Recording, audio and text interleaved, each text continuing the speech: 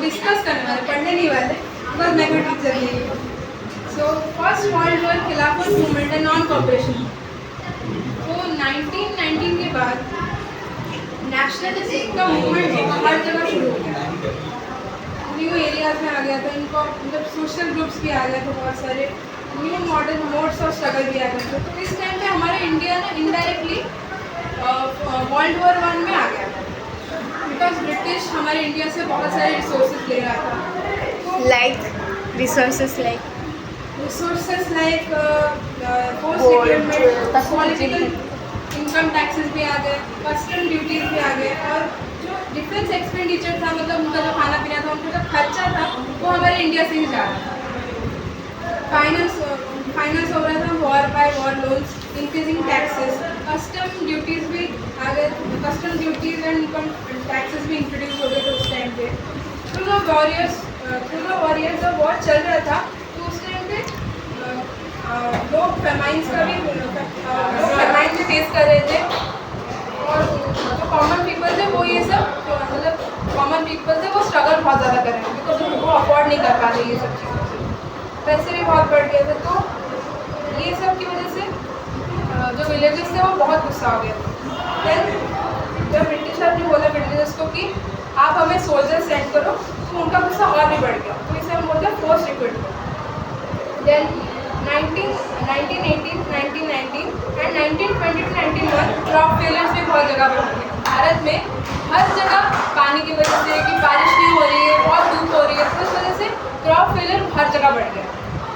Then ये सब accompanied by the influenza epidemic, खाना नहीं था, उसके ऊपर ही एपिडेमिक आ गया, तो लोग बहुत ही परेशान हो गए।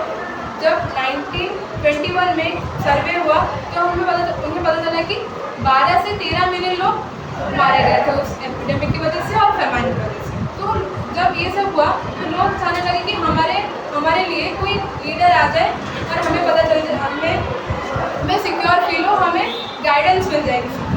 तो उस टाइम पे एंट्री हुई गांधी जी। तो गांधी जी इंडिया में आए 9 जनवरी 1915 और 9 जनवरी 1915 को इस डे को हम सेलिब्रेट करते हैं एज प्रवासी भारतीय दिवस। ये ऑलमोस्ट 18 साल से हम सेलिब्रेट कर रहे हैं। देन वो कहाँ से आए? वो एक्चुअली साउथ अफ्रीका गए थे। साउथ अफ्रीका में उन्होंने फाइट किया था अगेंस्ट द रेसिस्टेंस, जहाँ पे काले गोरों की वजह से लोग अपार्टमेंट सिस्टम जो उस टाइम चल रहा था, तो लोग बहुत ज़्यादा फेस करे, तो गांधी जी ने उनको हेल्प करा बाय द मेथड ऑफ सत्याग्रह। तो सत्याग्रह एक्चुअली जो मीनिंग था वो नॉन वायलेंट मूवमेंट था। नॉन वायलेंट मूवमेंट्स मीन्स लोग जहाँ पर वॉर के थ्रू, लड़ाई के थ्रू, झगड़ा के थ्रू कुछ भी करते हैं, तो यहाँ पर गांधी जी ने बताया कि हम झगड़ा क्यों करें, जब हम आराम से शांति से बैठकर डिस्कस कर सकते हैं कि actually what is the problem was. Then satyagraha जो एडेड था वो एम्फसाइज था on the power of truth and the need to search of truth. It suggested that if the struggle was against injustice, then physical force was not necessary to fight with the oppressor. So यहाँ पर गांधी जी ने बोला कि अगर हमारा जो injustice हमारे हो रहा है वो अगर सही है, तो हम बेकार में लड़ाई करके उनके साथ क्यों ऐसे लड़े, उससे अच्छा हम आराम से बैठ के बात कर लेते हैं। देन उनका जो बिलीफ था, इसको नॉन वायलेंस धरना बोला गया। फिर गांधी जी जब इंडिया आए 2 साल तक बाहर घूमे और उन्होंने देखा कि क्या हो रहा है एक्चुअली।